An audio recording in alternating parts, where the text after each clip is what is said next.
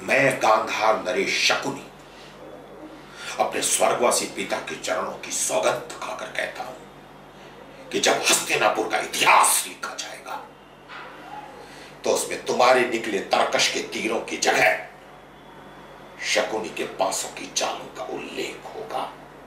Hello दोस्तों, मैं हूं आपका दिव्य श्रॉफ। आप देख रहे हैं एम अचीवर्स। आज मुंबई के बहुत बड़े अभिनेता जयप्रकाश शर्मा हमारे साथ है, जिन्होंने शकुनी का रोल किया था श्री कृष्ण सीरियल में। इतने मशहूर कलाकार के साथ आज मैं बैठा हूं। मैं खुद बहुत खुश हूं, आपसे मिलके बहुत खुश हुई। Thank you sir. Thank you sir.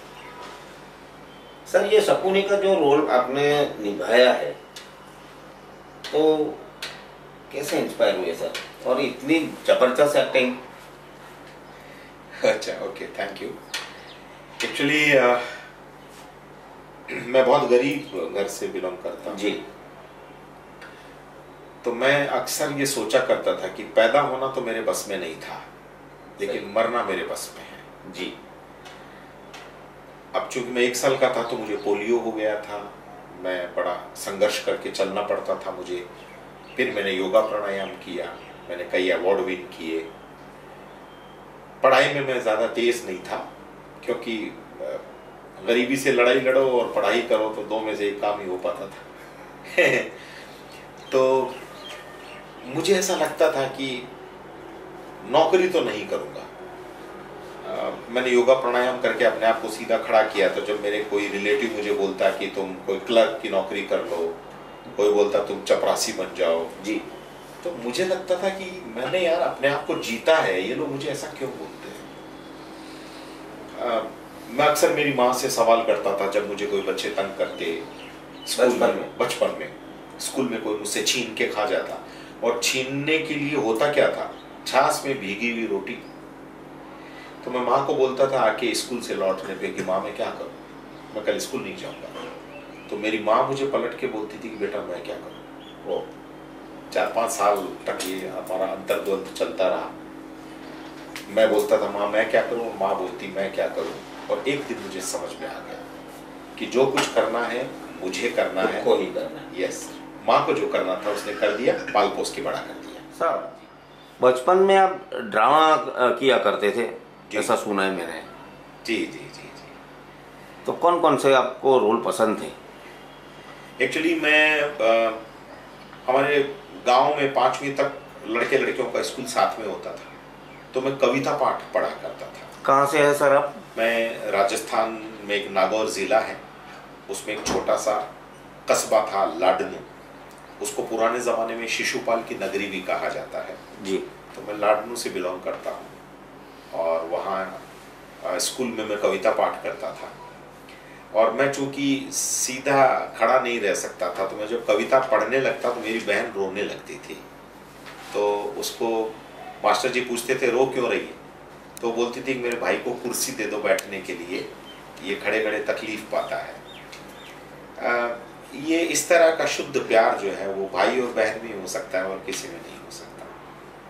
बस तो वहाँ मैं कविता पाठ पढ़ा करता था। उसके बाद में मैं बड़ी स्कूल में चला गया। 6वीं से 11वीं तक बड़ी स्कूल होती थी, और बड़ी स्कूल में मैं कविता पाठ और हिंदी भाषण इनमें भाग लेने लग गया, लेकिन मैं ढंग से चल नहीं पाता था पोलियो की वजह से। पोलियो की वजह से। तो मैं माँ से पूछता, माँ मुझे पूछती। तो एक दिन मुझे 5 साल लगा इस बात को समझने में।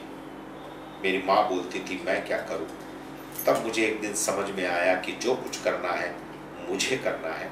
मेरी माँ को जो करना था उसने कर दिया, मुझे पाल पोस के बड़ा कर दिया। मैं एक मैसेज देना चाहूँगा दोस्तों, सफलता भीख में नहीं मिलती है, उसे हासिल करना पड़ता है। आप समझदार हो गए हैं तो आप जिंदगी में जो कुछ करना चाहते हैं, अगर आप बड़े लेवल पे जाते हैं तो उसके जिम्मेदार भी आप ही हैं, और अगर आप कुछ कर भी नहीं पाते हैं तो उसके जिम्मेदार भी आप ही हैं, कोई दूसरा नहीं। सर, एक छोटे से गांव से, राजस्थान से अब मुंबई कैसे पहुंच गए और कब पहुंचे, किससे मिले? ओके,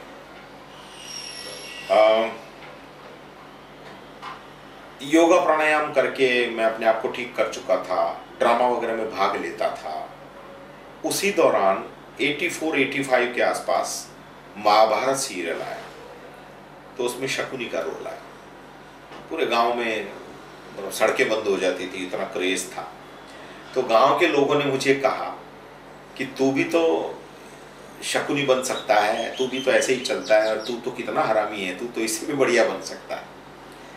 उस टाइम पे इतनी समझ नहीं थी, बस एक ड्रीम सेट हो गया कि मुझे फिल्म लाइन में काम करना है। तो मैं पढ़ने में तेज नहीं था। फाइनल ईयर यानी 14वीं क्लास में मैं फेल हो गया। तो पिताजी ने कहा अब आगे नहीं पढ़ाऊंगा तुझे मैं नौकरी करने भेजूंगा। और मैं नौकरी के करना नहीं चाहता था, मैं खुले पंछी की तरह हवा में उड़ना चाहता था। तो मेरे पिताजी को पता चल गया कि मैं मुंबई जाके फिल्मों में ट्राई करूंगा। मेरे दोस्तों ने बता दिया कि ये हीरो बनेगा। गांव में कोई भी फिल्म लाइन में जाना चाहता है तो उसको हीरो का ही कॉन्सेप्ट होता है। तो मुझे उन्होंने नौगांव भेज दिया मेरे मामा जी के ऑयल मिल में काम करने के लिए। लेकिन मेरे पिताजी भूल गए, मैं भी तो उन्हीं का बेटा था। तो मैंने सीधा गुवाहाटी से मुंबई का टिकट करवा लिया। पहली बार 72 घंटे का सफर तय करके मैं मुंबई पहुंचा। मैंने कालबा देवी में नौकरी की, 520 रुपये मेरी सैलरी हुआ करती थी। लेकिन मैं फिल्म लाइन में कैसे एंटर करूं उसके लिए मैं परेशान रहता था। मेरी समझ में फिल्म लाइन में जाने के 3 तरीके हैं। या तो आपकी किस्मत बहुत अच्छी हो तो आपको ब्रेक मिल जाएगा, या आपके पास करोड़ों रुपया है तो आप अपने लिए एक फिल्म बना लीजिए। फिल्म चली तो अच्छी बात है, नहीं चली तो आपकी जो फिल्म की खुजली है वो हमेशा के लिए शांत हो जाएगी। या तीसरा तरीका है आप में टैलेंट है। टैलेंट तो हर आदमी में होती है, लेकिन असली टैलेंट का पता तब चलता है जब आप उस काम को पूरी ईमानदारी से करते हैं। तो मैंने थिएटर तलाश किया, क्योंकि थिएटर पे रीटेक नहीं होता है। नाटक कंठस्थ याद करके आपको मंचित करना पड़ता। तो पृथ्वी थिएटर पे मैं गया। मेरे सर्टिफिकेट्स थे स्कूल के, 6वीं 7वीं 8वीं 9वीं 10वीं 11वीं सब सर्वश्रेष्ठ और प्रथम हिंदी में लिखा होता प्रथम। तो मेरी जिंदगी में पहली मुलाकात हुई शफी नामदार जी से। बहुत मशहूर एक्टर हैं, बहुत फेमस एक्टर हैं, बहुत शानदार एक्टर थे। उनसे मेरी मुलाकात हुई। मैंने कहा सर मैं ये देखिए मैं इसमें फर्स्ट, इसमें फर्स्ट, इसमें फर्स्ट। तो उन्होंने कहा नाम क्या है? तो मैंने कहा जयप्रकाश। तो चौंक गए, बोला क्या? मैंने कहा जयप्रकाश। बोले प्रकाश? मैंने कहा हाँ प्रकाश। बोले ऐसे एच प्रकाश। अब मैं समझ नहीं पाया कि वो श और स। खैर उन्होंने मुझे डांट टूट के भगा दिया। फिर मैंने उनसे रिक्वेस्ट की तो उन्होंने कहा बैक स्टेज करना पड़ेगा। तो मैं बैक स्टेज का मतलब नहीं समझ पाया, मैंने हाँ भर दी। जब दूसरे दिन मैं राजपोपट स्कूल जहाँ उनकी रिहर्सल चलती थी वहाँ गया तो पता चला कि बैक स्टेज का मतलब है एक्टरों के लिए, एक्टरों के आने से पहले पूरी स्क्रिप्ट वगैरह तैयार रखना, टेबल वगैरह सब साइड में कर देना, झाड़ू पोछा मार के तैयार रखना, फिर इंटरवल में एक्टरों के लिए चाय लेके आना, नाश्ता लेके आना, वो बैक स्टेज। यानी मेरी ट्रेनिंग शुरू हो गई एक तरह की। लेकिन मेरी हिंदी अच्छी नहीं थी तो मुझे रोल नहीं मिला। फिर मैं एक दूसरे डायरेक्टर के संपर्क में आया और उस नाटक से मुझे थोड़ी सी प्रसिद्धि मिली, लेकिन तब तक मेरी हिंदी में कोई सुधार नहीं हुआ था। तो वो जो दूसरे डायरेक्टर थे उनसे मैंने कहा कि सर कभी किसी ने हिजड़ों पे काम किया, हिजड़ों पे नाटक किया? तो मेरे इस शब्द से आप कोई आहत ना हो, मैं माफी चाहूँगा। तो उन्होंने कहा कि किन्नर पे रोल। तो उन्होंने कहा है ऐसा कोई करता है क्या? मैंने कहा यस। तो वो लंबा चौड़ा बात, मैंने कहा बोलिए हाँ या ना बोलिए, जो पूछा है उसका उत्तर होना चाहिए। तो उन्होंने कहा किन्नर पे तो नाटक कभी किसी ने नहीं किया। मैंने कहा सर हम करेंगे। बोले पागल हो गया क्या, किन्नर का रोल कौन करेगा? मैंने कहा सर मुझसे बड़ा किन्नर नहीं मिलेगा आपको। मैं 4-5 दिन किन्नर लोगों के साथ रहा, उनसे बहुत प्यार मिला मुझे, उनसे बहुत आशीर्वाद मिला। मैं कहीं बड़ी पोजीशन पर गया तो उसमें उन लोगों के आशीर्वाद का बहुत बड़ा योगदान है। मैं 5-6 दिन उनके साथ रहा, कैसे वो ताली बजाते हैं, कैसे वो बात करते हैं, उनसे सीखा मैंने। और उस नाटक में मुझे महाराष्ट्र का बेस्ट एक्टर का अवार्ड मिला। मैं इतना ही कहना चाहूँगा दोस्तों, आप अगर कोई भी काम कर रहे हैं, अगर आपके काम में ईमानदारी है, खासकर कला में, आप अगर कलाकार हैं, कोई भी क्षेत्र का हो, चाहे वो कवि हो, चाहे वो भाषण देने वाला हो, चाहे वो गाना गाने वाला हो, चाहे वो एक्टर हो, चाहे वो मूर्तिकार हो, चाहे वो शिल्पकार हो, कुछ भी कला जो उसको भगवान ने दी है, उस कला के प्रति ईमानदार आप रहेंगे ना, तो आपको परिणाम हमेशा मिलेगा ही मिलेगा। तो कला के प्रति ईमानदारी होनी चाहिए। मैंने उस रोल के साथ पूरी ईमानदारी की और मुझे बेस्ट एक्टर का अवार्ड मिला। मेरा वो नाटक देखने आए जलाल आगा, हिंदी फिल्मों की जानी मानी हस्ती रह चुके हैं जलाल आगा। उन्होंने मुझे कहा कि तुम में कुछ बात है, लेकिन तब तक मेरी हिंदी अच्छी नहीं हुई थी। उन्होंने मुझे अपने एक नाटक के लिए साइन किया और बड़े बड़े उसमें एक्टर लोग थे और मेरा मेन रोल था। और मैंने जलाल आगा साहब से हिंदी और उर्दू बोलना सीखा। हिंदी तो मुझे आती थी मेरी समझ में, लेकिन मुझे आती नहीं थी। आप कई बार सोचते हैं कि मैं बहुत अच्छा कर रहा हूं, लेकिन आपको पता नहीं चलता है कि आप गलत कर रहे हैं। आपकी गलती आपको जो वॉच कर रहा है ना, वही बता सकता है। जैसे हमारे माँ बाप हमारी गलती बताते हैं, हमारे शुभचिंतक हमारी गलती बताते हैं। तो अगर कोई गलती बताए तो उसको स्वीकार करो, बहस मत करो, क्योंकि वो आपके ऑब्जर्वर हैं। तो खैर वहाँ से फिर आगा साहब से संपर्क में आने के बाद ऐसा माना जाता है कि हिंदी फिल्मों में और सीरियल में जो भाषा बोली जाती है वो हिंदी मिश्रित उर्दू भाषा होती है। पुराने ज़माने में इसी का जोर था। तो फिर मैंने तलफ़ुज़, शब्दों का मीनिंग, शब्दों का अर्थ क्या होता है, शब्द का मीनिंग क्या है। जैसे अगर कोई बोले कि मैं तुम्हारा खून कर दूंगा, तो खून शब्द में अपने आप में एक हिंसा है। तो उस शब्द का उच्चारण ऐसा होना चाहिए कि सामने वाले सुनने वाले को लगे कि यार ये ऐसा कर सकता है। तो ये पावर मुझे जलाल आगा साहब ने सिखाया कि शब्दों के अंदर ही शब्दों की ताकत छुपी होती है। तो वहाँ से मैंने प्रोनाउंसिएशन पे काम करना शुरू किया। इसके लिए उन्होंने कई बार मुझे डांटा भी, कई बार मुझ पे जूता फेंका, बोले तुझे सिखा के रहूँगा। और 2002 के आसपास डिस्कवरी चैनल के लिए हिंदी का वॉइस ओवर का सिलेक्शन हुआ और मैं पूरे भारत में टॉप पे आया। तो मुझे पहले मैं शॉर्ट नाम लिखता था जेपी। तो जिन्होंने ऑडिशन लिया उन्होंने पूछा कि जेपी का फुल फॉर्म क्या है, तो मैंने कहा जयप्रकाश। तो वो हैरान हो गए, बोले अरे मुझे तो लगा तुम मुस्लिम हो, इतनी शानदार उर्दू है तुम्हारी। मैंने कहा सर इस उर्दू के लिए 10 साल पहले मैंने जूते खाए थे, आज काम आ गए। दोस्त, अगर आप जिंदगी में कोई भी काम ईमानदारी से सीखते हैं तो वो आपको कहीं न कहीं आगे जाके काम ही आएगा। आप ये लिख के ले लो, लेकिन आपके सीखने में सच्चाई और ईमानदारी होनी चाहिए, जैसा कि मेरे साथ हुआ। बस फिर मेरी उर्दू और हिंदी बहुत अच्छी हो गई। मैंने जलाल आगा साहब का जीना हराम कर दिया था, क्योंकि मुझे सीखना था। अगर आपको ज़िंदगी में कभी भी लगे ना कि इस आदमी में बहुत कुछ है, मैं सीख सकता हूँ, तो सीखिए, सीखिए, वो बहुत काम आने वाला है। और वो जलाल आगा साहब का वो सिखाया हुआ मुझे बहुत काम आया, आज भी काम आता है। जब मुझे कई जगह बुलाया जाता है वॉइस ओवर के लिए। फिर मैंने फिल्मों में डबिंग का काम शुरू कर दिया और मैंने कई फिल्मों के कॉन्ट्रैक्ट लिए। कौन सी फिल्म थी सर?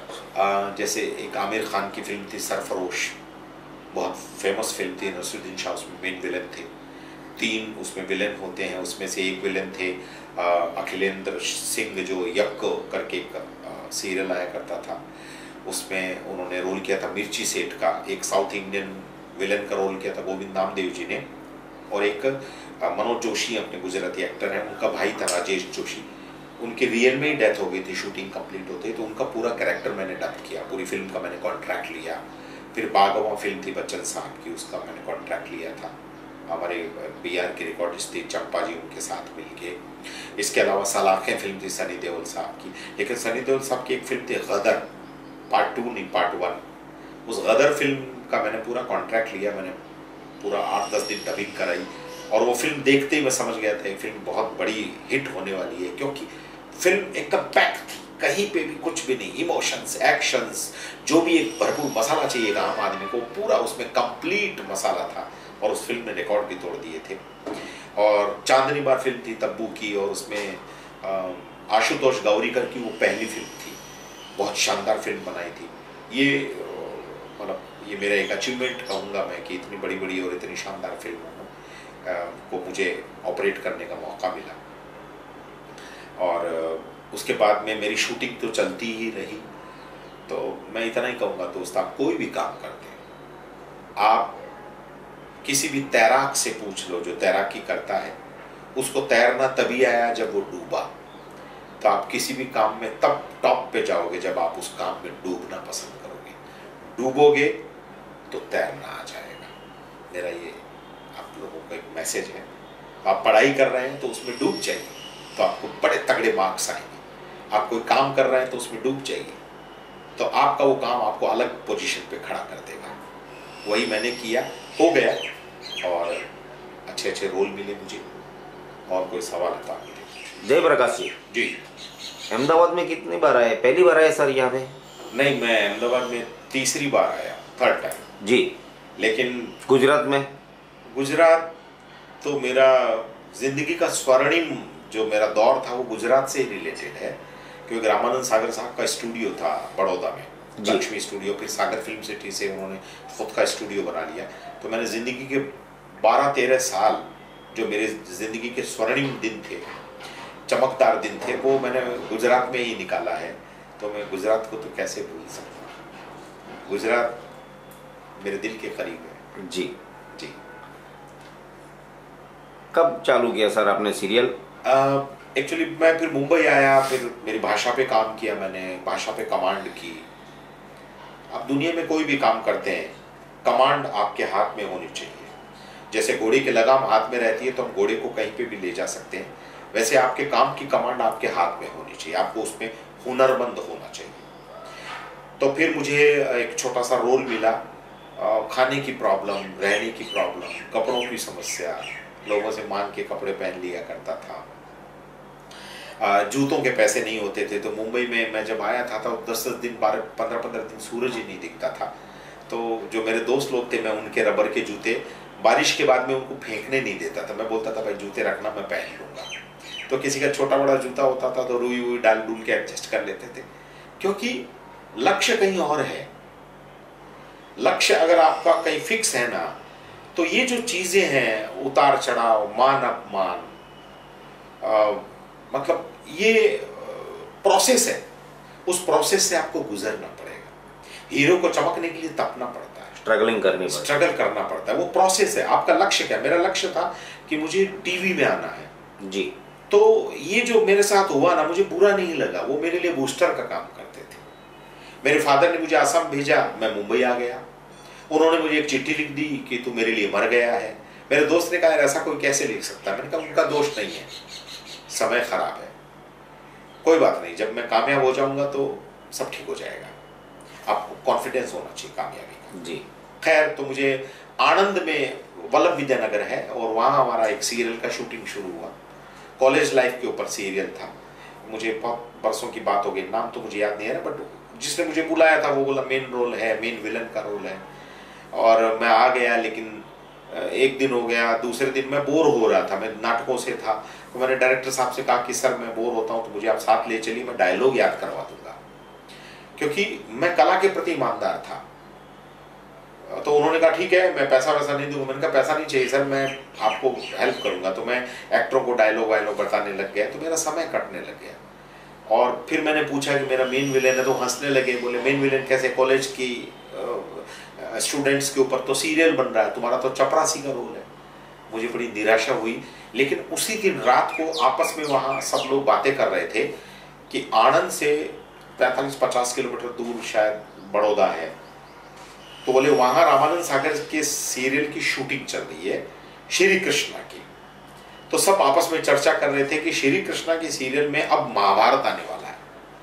ये सुनते ही मेरे दिमाग में वो गांव वाला जेपी शर्मा जिंदा हो गया कि अगर महाभारत आएगी तो शकुनी के बिना महाभारत नहीं होगा, और शकुनी मैं ही करूंगा। बस तो मैं एक लड़का था, वो रोल कर रहा था, बड़ा हैंडसम, 6 फुट 3 इंच का लंबा खूबसूरत लड़का। मैंने उसको पटाया, मैंने कहा भाई कुछ जुगाड़ कर और हम चलते हैं बड़ौदा, और मैं तेरे लिए कर्ण के रोल की बात करूंगा, जबकि मेरा खुद का कोई ठिकाना नहीं था। स्कूटर लेके हम लोग आनंद से बड़ौदा पहुंचे। वहाँ वासुदेव का रोल करते थे सुनील पांडे जी, मेरे बड़े भाई की तरह थे, मेरी हर परेशानी में साथ देते थे मेरा। तो उन्होंने देखा तो आश्चर्यचकित हो गए, बोले अरे तू यहाँ कैसे आ गया? क्योंकि वो चाहते थे कि मुझे बोलते थे मैं तुझे सागर साहब से मिलवा देता हूँ, वहाँ कोई राजा बनता है, कभी भिखारी बनता है, कभी साधु बन जाता है, इस तरह का रोल मिलता रहेगा, 300 रुपये पर डे मिलेगा, खाना मिलेगा। तो मैं बार बार बोलता था भैया मेरा ये काम करवा दो, बस इतना करवा दो, मुझे बहुत तकलीफ है, बहुत तकलीफ है। 5-6 साल हो गए मुझे स्ट्रगल करते हुए। आजकल लोग कोई भी काम में साल 2 साल टिकते नहीं है, बोलते हैं इस काम में मज़ा नहीं आ रहा। अरे काम में टिकोगे तो आपको मास्टरी हासिल होगी। तो आपको कोई भी फील्ड में कामयाब होना है तो वहाँ टिकना पड़ेगा। बीज भी एक ही जगह जब जमीन में रहता है ना तो वो पेड़ बनता है। बीज को अलग अलग जगह उखाड़ के लगा दोगे तो कभी उगेगा भी नहीं। पेड़ बनना तो बहुत बड़ी बात है। तो मैंने कहा भैया मुझे शकुनी का डायलॉग ला के दे दो। तो नाराज हो गए, बोले शकुनी का डायलॉग क्या करेगा तू? मैंने कहा बस ला के दे दीजिए आप मुझे।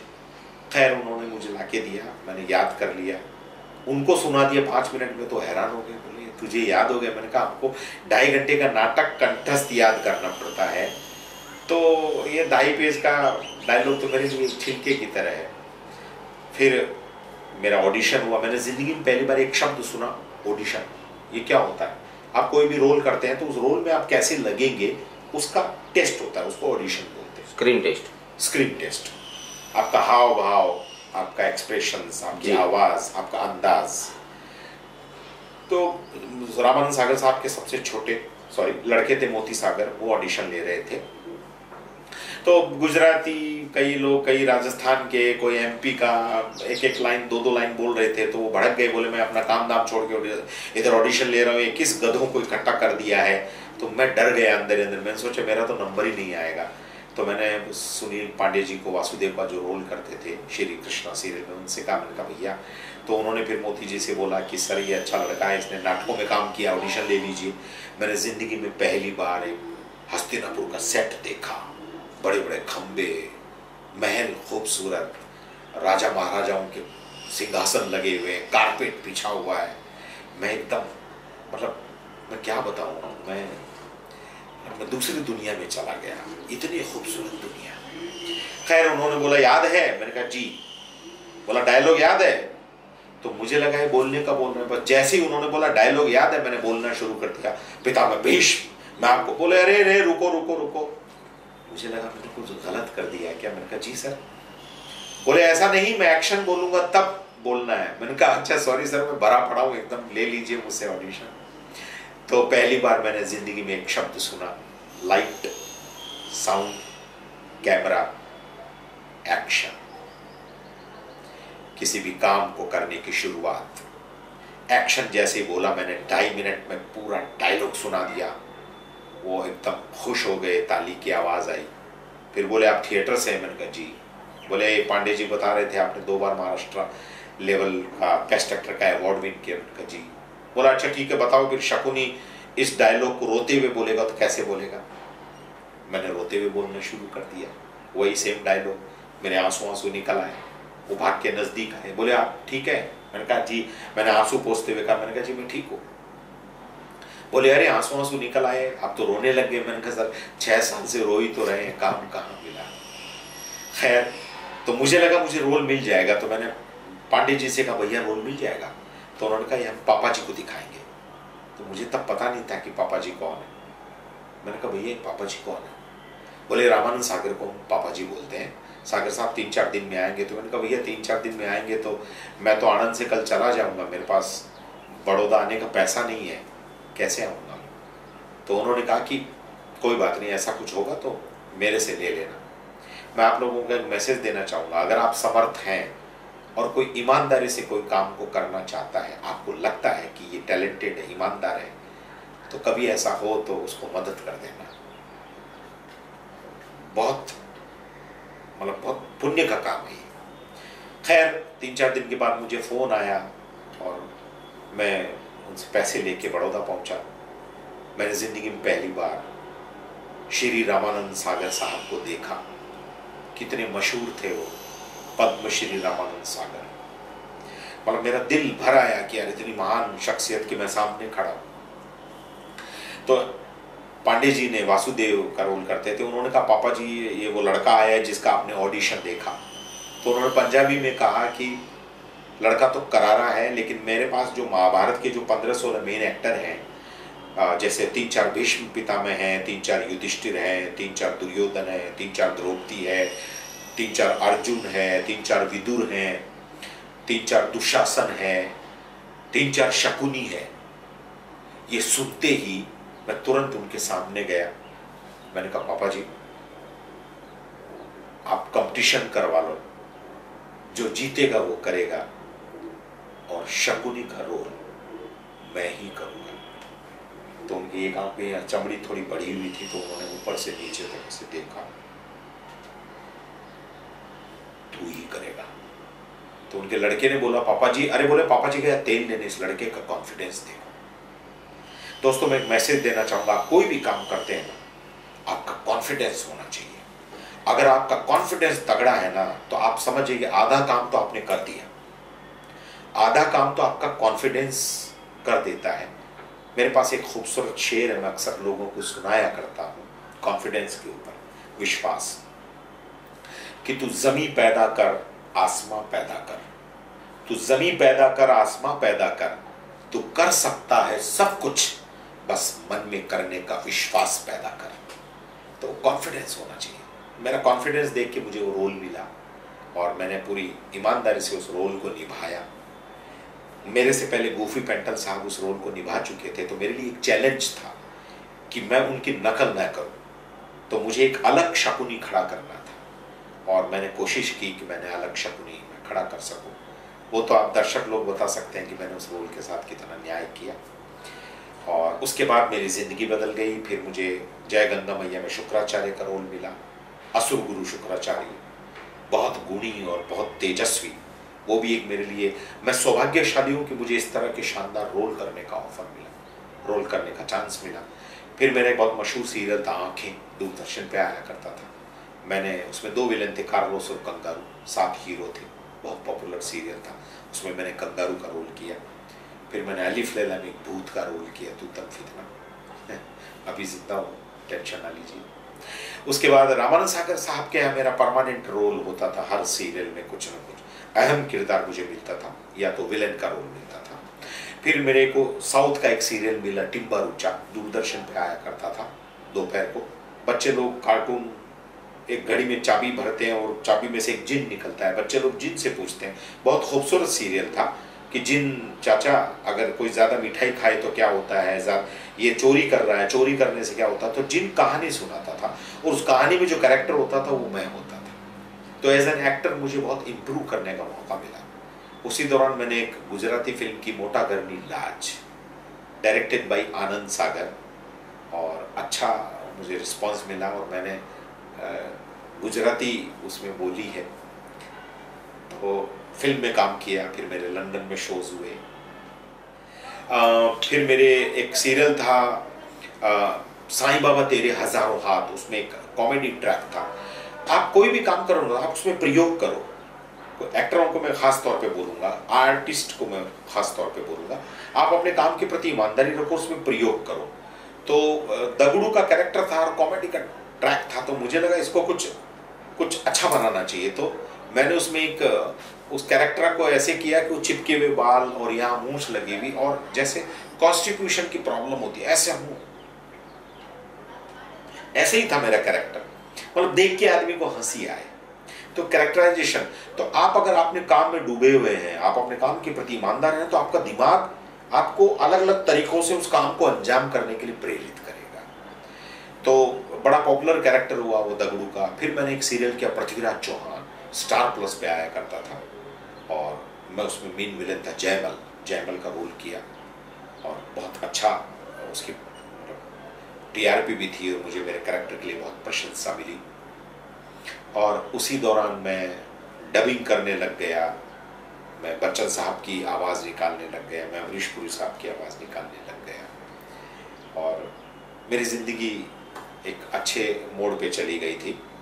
बस मैं इतना कहूँगा कि अगर आपका प्रयास सार्थक करना है तो अपने काम में ईमानदारी रखिए, अपने काम के प्रति 100% ईमानदार हो जाइए, तो आपको बेहतर परिणाम अवश्य मिलेगा। बहुत सारे काम किए और फिर मेरा रुझान जो है वो आयुर्वेद की तरफ हो गया और मैं आयुर्वेद को प्रमोट करने लग गया, क्योंकि फिल्म लाइन में मैंने तो पैसा कमाया, मैंने तो नाम कमाया, लेकिन मैं सोचता था कि एक लाइन मेरे दिमाग में बार बार आती थी कि 100 साल तक जिंदा रहने के लिए 100 साल तक जिंदा रहना जरूरी नहीं है। आप 2-4 साल में भी इस दुनिया में ऐसा काम करके जा सकते हैं कि आप लोगों के दिलों में 100 साल तक जिंदा रह सकते। क्या बात सर। तो मैंने आयुर्वेद को माध्यम बनाया, जो हमारे देश की ऋषि मुनियों की देन है। उसके माध्यम से लोगों को रोजगार देना, लोगों को अवेयर करना। और कोरोना काल के बाद पूरी दुनिया ने ये एक्सेप्ट कर लिया कि आयुर्वेद इस दुनिया का सबसे शानदार, सबसे फुल प्रूफ, सबसे विश्वसनीय चिकित्सा पद्धति है, जो बिना साइड इफेक्ट के गंभीर से गंभीर बीमारियों को ठीक कर सकती है। तो मैं फिल्म लाइन छोड़ के आयुर्वेद के को बढ़ाने के लिए निकल पड़ा। तो मुझे लोग कहते हैं, मेरे फिल्मी दोस्त कहते हैं कि तू पागल हो गया है। और मैं उनको पलट के एक ही बात कहता हूँ कि इतिहास उठा के देख लेना। किताबों में जिन्होंने इतिहास में कुछ अजीब से काम किए हैं ना, उनको लोगों ने पागल ही कहा है।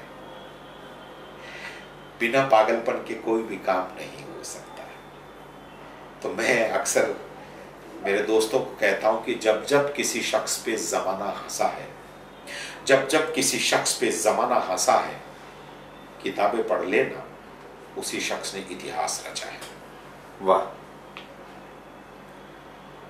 सर, ये आपने आयुर्वेदिक का जो प्रमोशन चालू किया है, तो कोई फर्म बनाई है आपने या कुछ, क्या दवाई है, कितनी बनाई, कितनी वैरायटी दवाई है, क्या कोई प्लान है सर काम करने के लिए? जी जी जी सर, एक कंपनी है डॉक्टर नेचर वेलनेस जी, उसके मैनेजिंग डायरेक्टर हैं डॉक्टर तारा प्रकाश तिवारी जी, वो जयपुर के हैं।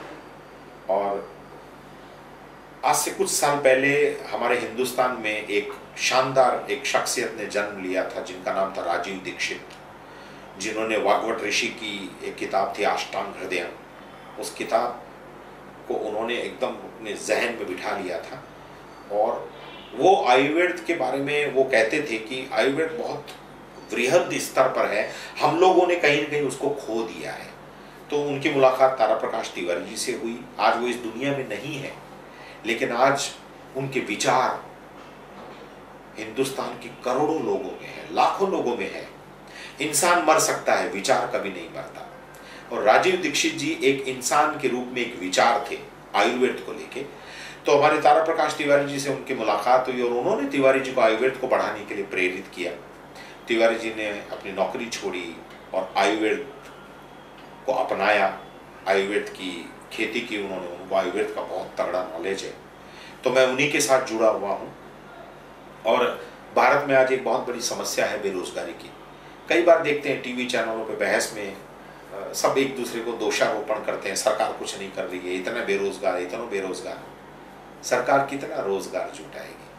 आप अपने लिए रोजगार जुटाइए, आप अपने लिए रोजगार पैदा कीजिए। बल्कि मैं तो कहूँगा कि किसी को अगर आप रोटी खिलाते हो तो उसका एक ही वक्त पेट भरते हो, लेकिन अगर आप किसी को रोजगार कमाना सिखाते हो तो पूरी जिंदगी उसका पेट भरने का इंतजाम करते हो। तो आप किसी को एक दिन की रोटी मत दो, वो जिंदगी भर रोटी कमा सके ऐसा रोजगार दो। तो मैं डॉक्टर नेचर वेलनेस के माध्यम से, हमारे तिवारी सर का जो मिशन, उसके माध्यम से हम लोगों को रोजगार भी देते हैं और आयुर्वेद के माध्यम से गंभीर बीमारियों का इलाज भी करते हैं। तो हमें दुआएं भी मिलती हैं, आशीर्वाद भी मिलता है। आशीर्वाद के साथ पैसा कमाने का मौका कहीं नहीं मिल सकता, आयुर्वेद में ही मिल सकता है। तो ये एक कंपनी है जिसके तहत हम लोगों को रोजगार भी देते हैं, आयुर्वेद का ज्ञान भी देते हैं। वो आयुर्वेद का ज्ञान जिसके चलते भारत जो है वो वृहद और विशाल था, वो आयुर्वेद जिसका हमारे ऋषि मुनियों ने अपने किताबों में हजारों वर्षों पहले उल्लेख किया है। बहुत अच्छा लगता है ये काम करते हुए, बहुत अच्छा लगता है। तो मैं उसी मिशन पे निकला हुआ हूँ और मुझे पूरा विश्वास है कि ये इस मिशन में मैं 100% कामयाब होऊंगा। और बस जाने के बाद लोग प्यार से याद करेंगे, यही जिंदगी है। सर, शकुनी के लिए हमारे दर्शक मित्र चाहेंगे कि आप एक डायलॉग तो बोल ही दो with action. Okay. Shakuni actually नाम बदनाम है, लोग उसको बुरी नजर से देखते हैं, लेकिन उसने अपनी बहन को अधिकार दिलाने के लिए लड़ाई लड़ी। तो मेरी नजर में बुरा आदमी नहीं है। किसी के खोए हुए अधिकार को दिलाने के लिए लड़ाई लड़ना बहुत बड़ी बात है। तो शकुनी जो है वो एक सीन था, मैं थोड़ा सा आपको बताता हूं। शकुनी अपने टेंट में रात को अकेला है। वो अकेला अक्सर अपने आप से बातें करता था। तो वो एक सीन है कि वो यहां क्यों आया और अपनी बहन के लिए वो क्या कर रहा है। तो शकुनी अपने टेंट में बड़बड़ा रहा है। तो वो मैं आपको डायलॉग सुनाता हूं। बेश बेश बेश, मैं तुम्हें कभी क्षमा नहीं करूंगा बेश, कभी नहीं। आज तुम्हारे कारण मेरी बहन गांधारी आंखें होते हुए भी अंधों का सा जीवन व्यतीत करने के लिए विवश है। तुम्हारे कारण बेश, जब मैं अपनी बहन को अंधों की तरह टटोल टटोल कर चलते हुए देखता हूं, चोट खाकर बिलबिलाते चीखते हुए देखता हूं, तो मेरे मन में एक क्रोध का ज्वालामुखी भड़कता है। और वो ज्वालामुखी मुझे कहता है कि गांधार नरेश, उस बेश के संपूर्ण वंश का विनाश कर दे जिसने तुम्हारी बहन को ऐसा जीवन जीने के लिए विवश किया।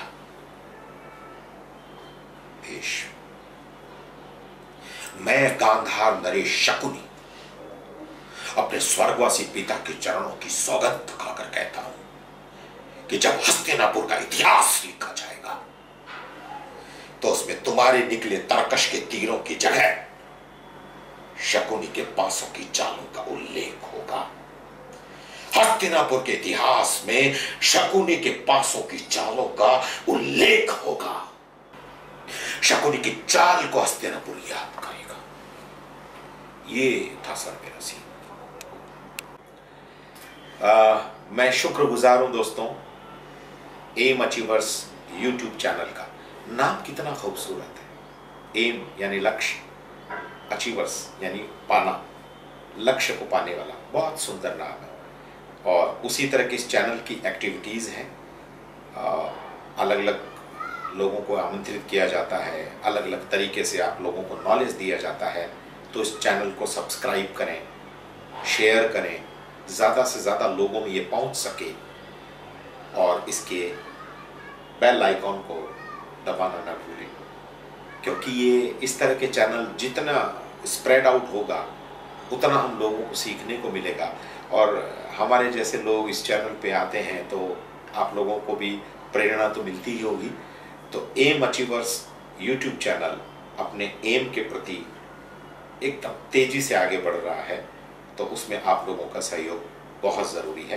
तो इसको सब्सक्राइब करें और बेल आइकॉन को दबाना ना भूलें। Thank you. नमस्कार दोस्तों, बहुत बड़ी शख्सियत से बात करने का मौका मिला है मुझे। बहुत खुशी हुई सर आपसे मिलके, और आपने जो नॉलेज दिया हमारे दर्शक मित्रों को, बहुत थैंक यू वेरी मच। ऐसे शख्सियत सेलिब्रिटी से फिर मिलेंगे अपने अगले एपिसोड में। तब तक के लिए टाटा, बाय बाय। दिवेश भाई, दिवेश श्रॉफ जी, हमारी फिल्म इंडस्ट्री में एक एक्टर बहुत मशहूर है, जैकी श्रॉफ उनका लड़का टाइगर श्रॉफ जी। तो सबसे पहले तो दिवेश श्रॉफ नाम सुन के भी बहुत अच्छा लगा। Thank you sir. और एक अच्छी बात यह है दिवेश भाई की इतनी देर से मैं आपके साथ हूँ, आप में बहुत पॉजिटिव वाइब्रेशन है। Thank you sir. और हंसमुख चेहरा है, मुस्कुराता हुआ जी। और मुस्कुराता हुआ चेहरा जो है ना सर, ये बड़ों बड़ों की दुख दुविधाएं को हर लेता है। तो ये मुस्कुराता हुआ चेहरा हमेशा रखिए। और बस ऐसे ही लोगों को ज्ञान अपने YouTube चैनल के माध्यम से, मुझे नाम बहुत अच्छा लगा, एम अचीवर्स। बस तो लोगों को अलग अलग सेलिब्रिटीज से मिलवाते रहिए, अलग अलग अपनी फील्ड के मास्टर लोगों से मिलवाते रहिए और आपका ये चैनल दिन दोगुनी रात चौगुनी प्रगति करे, ऐसी मेरे दिल से शुभकामनाएं सर। जब भी अहमदाबाद आओ सर प्लीज कॉल करना। 100% सर, आप निश्चिंत रहिए। आप कहीं पे हुए होंगे तो मैं आपको तंग करने के लिए एक फोन जरूर करके। Tata, bye bye.